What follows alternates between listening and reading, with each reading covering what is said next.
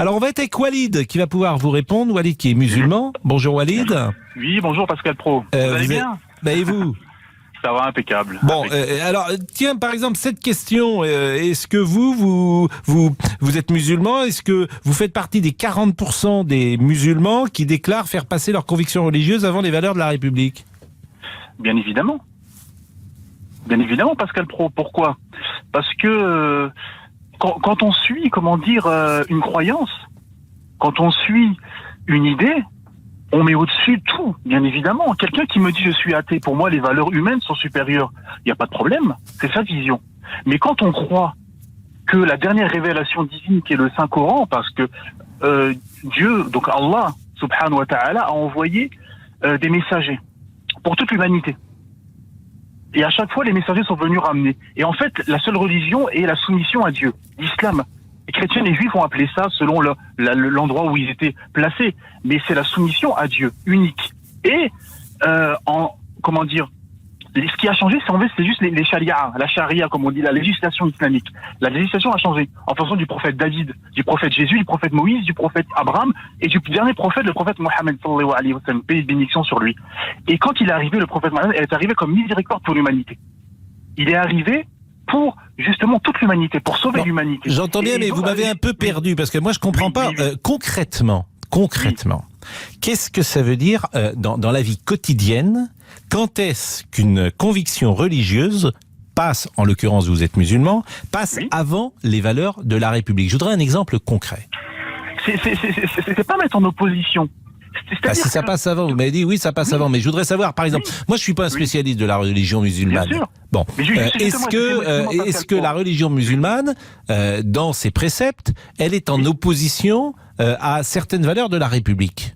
Mais justement, parce que moi j'habite à Metz. À Metz, il y a le nouveau maire qui est passé, Monsieur Gros Didier, et qui était maire de Wapi à l'époque. Et il venait souvent à la mosquée chez nous justement pour nous faire par rapport à la fête de l'Aïd. Et il nous disait justement, et ce qui est vrai, il nous disait nos lois entre guillemets humaines, nos lois sont tirées des lois divines justement. Tu ne tueras pas, tu ne violeras pas, tu ne feras pas l'adultère, tu donneras aux pauvres, etc. Tout ça sont des lois divines, Monsieur Pascal Pro. Je sais pas ce que vous appelez loi divine. Moi, une loi divine. Des lois révélées. Excusez-moi, des lois révélées. Mais révélées par qui? Révélées par Dieu, le Seigneur de l'univers. Mais quand est-ce qu'il l'a révélé, votre Dieu? Il l'a révélé, comme je vous ai dit précédemment, à tous les prophètes. Le prophète David, qui a eu le Zabour, le prophète Isa, Jésus, alayhi salam, paix sur lui, le prophète Moïse, Abraham, et le dernier prophète pour l'humanité, le prophète Mohammed sallam. Et le prophète Mohammed, je vais vous raconter une histoire pour vous montrer le terroriste, parce qu'à la base, on parle de... Oui, mais votre histoire, moi je voudrais que vous me disiez concrètement. Je vous ai posé une question, c'est ça qui m'intéresse, parce que l'aspect concret des choses. Je vous ai répondu parce que... non. C'est-à-dire que la loi, parce que, par exemple, une femme qui va mettre le voile, elle va pas mettre au-dessus une loi ou une autre loi, parce que la loi française n'interdit pas de mettre le voile. Donc elle va mettre le voile qui est un ordre religieux. Et vous, par exemple, votre épouse, vous demandez que votre épouse porte les voiles. Pardon? Votre épouse porte les voiles. Bien évidemment. D'accord, vous dites bien évidemment. Mais ça, c'est pas contraire aux valeurs de la République. On a le droit de porter le voile dans la République. C'est ce que je vous dis, parce que le pro... Donc là, il n'y a pas opposition. Vous dites que ça passe. Oui, mais c'est notre question. Moi, vous dites avant.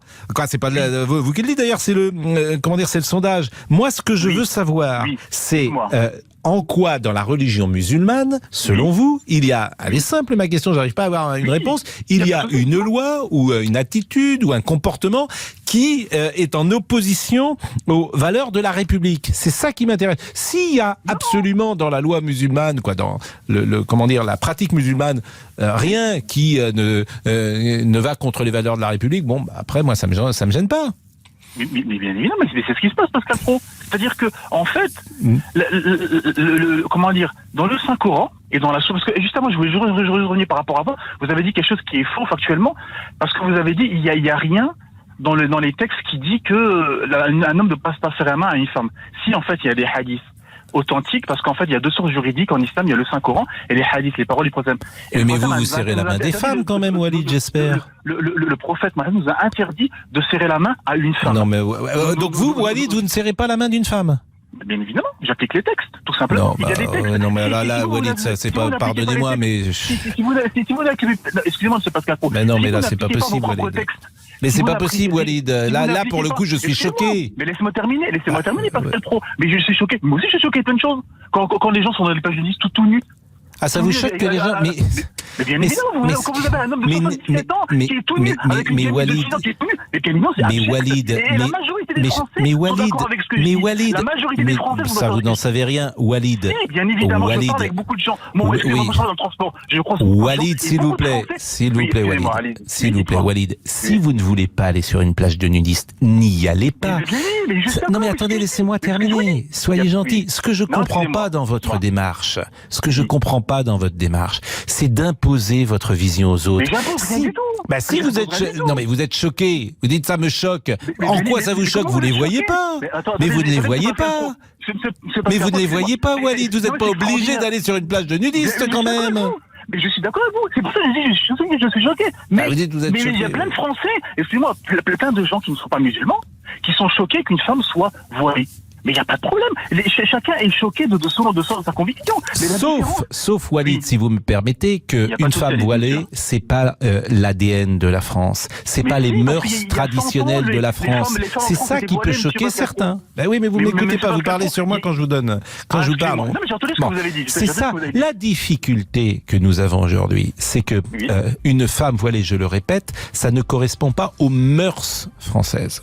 Voilà, aux mœurs traditionnelles françaises. Alors après, on peut dire la société, elle change. Je vous pose une question, M. Pascal Pro. Oui. Il y a 100 ans, ou il y a 80 ans en France, les femmes étaient comment?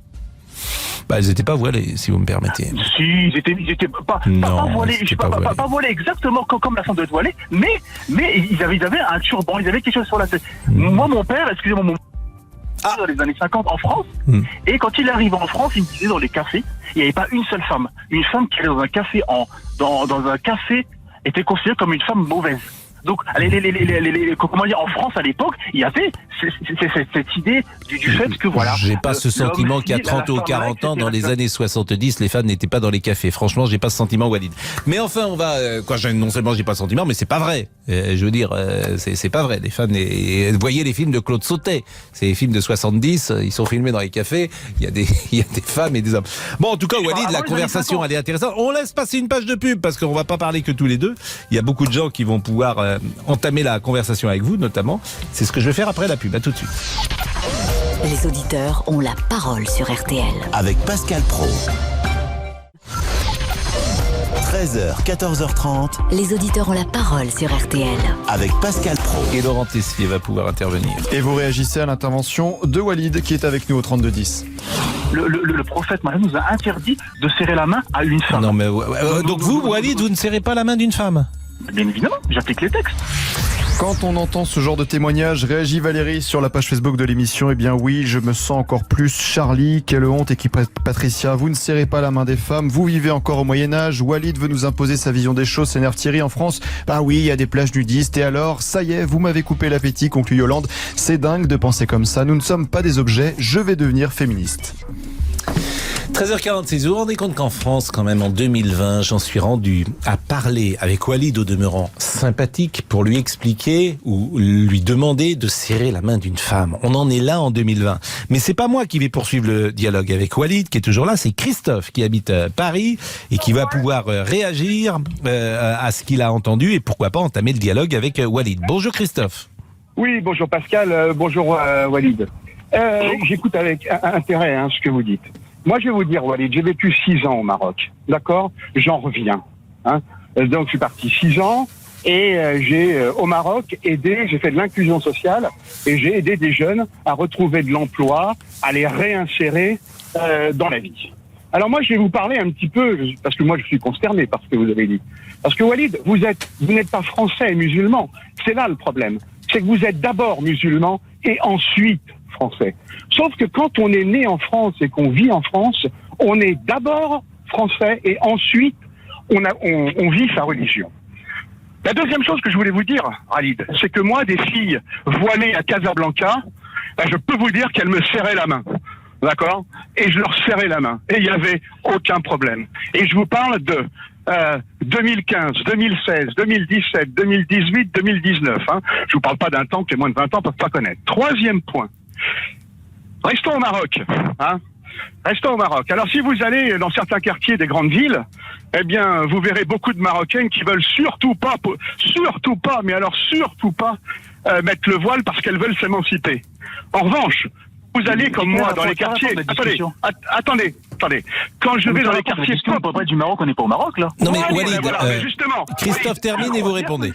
Je termine. Allez-y, et je termine, Walid. Essayez, monsieur, terminer. Il n'y a aucun problème.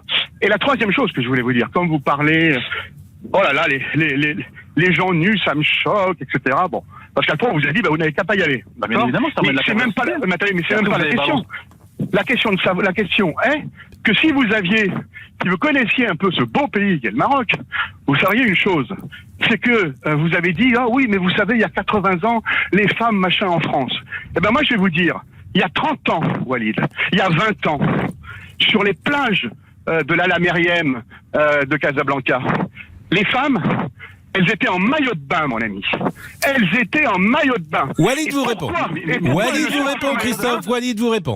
La parole est à Walid. Oui, monsieur Pascal Praud, tout ce qui a été dit, en fait, c'est hors sujet. Parce que là, à la base, moi, j'ai appelé par rapport à des caricatures. Voilà. Il y a des choses que tu dis qui sont fausses. Moi, maintenant, je vais vous expliquer quelque chose. Je vous entends, je vous écoute. Oui, on parle de ça, etc., etc. Moi, je vais vous expliquer une histoire. Je vais vous raconter une histoire pour vous faire comprendre que l'islam, c'est la miséricorde. Et le prophète Mohammed est envoyé comme miséricorde pour l'humanité. Le prophète Mohammed sallam, quand il était à la Mecque, et qui s'est fait pourchasser par les mécros qui voulaient pas de la vérité, qui voulaient pas. Non mais l'antenne n'est pas faite pour d'RTL, n'est pas faite pour. Je veux dire, moi, on a des questions concrètes. Non mais Walid. Non mais Monsieur Pascal Praud, laissez-moi juste terminer. L'antenne, le prophète n'a pas dit qu'il fallait pas être tout nu sur les plages. Je pense pas qu'il a dit ça. Ah bien évidemment. Je pense qu'effectivement, la religion a toujours un problème avec le corps. La religion chrétienne d'ailleurs, comme la religion catholique, c'était la même chose. C'est pour ça que vous avez balancé ton pas. Et c'est pour ça que maintenant, dans un bureau d'entretien, il n'y a plus un homme et une femme, il faut un homme, donc celui qui fait l'entretien par exemple, la femme qui reçoit l'entretien, et une troisième personne, et attendez, ils sont terminés. Ça va passer, c'est long qui va passer. Et une porte ouverte pour empêcher la fornication, et c'est pour ça que vous avez balancé ton pas. Pour empêcher. Walid, on va arrêter. On va arrêter parce que je vous assure, on va pas pouvoir s'entendre. Non mais on est dans. Laissez-moi juste terminer. Mais oui, mais c'est intéressant, Pascal. Le monsieur pas 10 minutes, il n'a pas pu répondre. Ah ben non, je vais pas parler 10 minutes. Je vous ai laissé parler. Non mais vous me parlez du prophète. Je vais juste terminer. Mais répondez précisément sur nos questions. Ne me faites pas un cours de ce qu'a dit le prophète, dont j'ai oublié le nom d'ailleurs. Même c'est pas vous faites du prophète. Laissez-moi terminer. Mais laissez-moi terminer. Oui, mais que ce soit cohérent. Je vais vous expliquer. Quand le prophète a été chassé de la Mecque et qu'il était à Taïf, et que les gens l'ont combattu, l'ont frappé à des coups de pierre et il saignait. Et l'ange Gabriel est venu en disant... Mais l'ange Gabriel, vous vous rendez compte de ce qu'on dit, l'ange Gabriel? Non mais on n'est pas... Moi je peux pas... L'ange Gabriel est venu, vous dites ça comme si c'était une évidence. Je veux dire, c'est... Comment dire? Vous avez des propos religieux. Nous on vient du siècle des Lumières, pardonnez-moi de le dire comme ça. Donc je prends des pincettes, forcément, je mets en perspective ce que vous dire. Je peux pas vous... Je dirais la même chose d'ailleurs si c'était une autre religion qui s'exprimait de cette manière-là. Walid, on termine ensemble? Walid, après la pub? Bon, il est 13h51. Les auditeurs ont la parole sur RTL. Avec Pascal Praud. Jusqu'à 14h30. Les auditeurs ont la parole sur RTL. Avec Pascal Praud. Bon, on va laisser Walid et citer Rachida d'ailleurs, qui a écouté le témoignage de Walid et qui termine ce petit SMS que m'envoie Rachida, que vous connaissez, qui est l'infirmière qui intervient très souvent dans Les auditeurs ont la parole. Si Walid ne veut pas serrer la main des femmes, il n'a qu'à aller vivre chez les talibans, nous dit Rachida. Walid, on se dit au revoir? On est tombé sur une histoire de serrage de main, ça n'a rien à voir. À la base, c'est des caricatures. Et on parle de terrorisme. On parle de gens qui ont été assassinés. Et non, moi, mais parce que vous avez une position extrémiste, vous dites je ne serre pas la main des femmes, donc forcément ça nous choque. Parce qu'on s'éloigne. On s'éloigne, non, ça dit beaucoup de choses de... Mais laissez-moi terminer. Non, mais ça dit beaucoup de choses de votre rapport à la vie. Non, mais justement, moi je suis malheureux que des gens ont été assassinés injustement. Non, mais ça c'est tant mieux, c'est autre chose. Mais que vous ne serriez pas la main d'une femme au nom d'une religion, moi ça m'effraie, je peux pas vous dire autre chose. Mais je croise jamais de femmes. Je crois jamais de ça, mais je travaille dans le transport, je suis à la maison, je vais à la mosquée, je fais mes courses. Pourquoi serrer la main à une femme? Pourquoi tenter le diable, comme on dit? Serrer la main à une femme, une bise, et ça fait. Alors, c'est la fornication, et ensuite, il y a balance ton porc. Merci, Walid. C'est violer les témoignages. Et ça, on n'en parle pas, monsieur Pascal. Merci, Walid. Merci beaucoup de votre témoignage. Merci. La parole est libre sur l'antenne d'RTL. Par rapport aux ceux qui ont subi le terrorisme. J'ai entendu. Votre condamnation.